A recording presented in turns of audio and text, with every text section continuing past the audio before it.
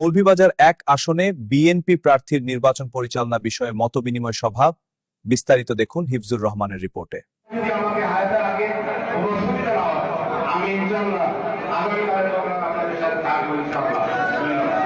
মৌলভীবাজার ১ আসনে বিএনপি মনোনীত প্রার্থী নাসির উদ্দিন আহমেদ মিঠুর নির্বাচন পরিচালনা ও আগামীর কর্মপরিকল্পনা নিয়ে এক মতবিনিময় সভা অনুষ্ঠিত হয়েছে।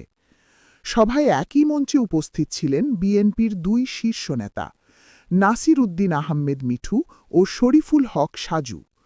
সভায় বক্তারা বলেন, আসন্ন জাতীয় সংসদ নির্বাচনে ধানের শীষের বিজয় নিশ্চিত করাই তাদের একমাত্র লক্ষ্য।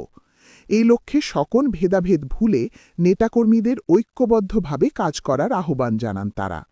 গুরুত্ব সহকারে একটা কথা আমি বলতে চাই, এই অপশক্তিরা তাদের যে প্রচারণা শুরু করেছে, এই প্রচারণার শুরু থেকে কিন্তু টার্গেট করেছে আমাদের মা বোনদেরকে, এটা আপনারা অবগত হয়েছেন।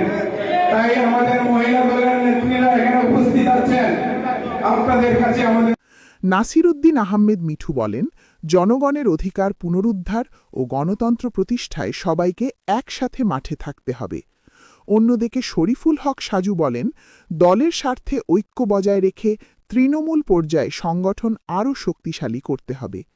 মতবিনিময় সভা থেকে সামনের নির্বাচনে একসাথে কাজ করার অঙ্গীকার ব্যক্ত করেন উপস্থিত নেতাকর্মীরা।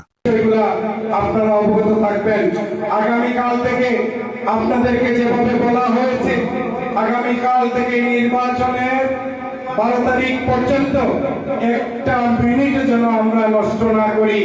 ওয়ার্ডে ওয়ার্ডে আমাদের যে জনাব তারেক রহমান সাহেবের দেওয়া কর্মসূচি, আমরা বাড়ি বাড়ি যাব, যেটা উনি এই প্রোগ্রামটি লিখিতভাবে আমাদেরকে দিয়েছেন।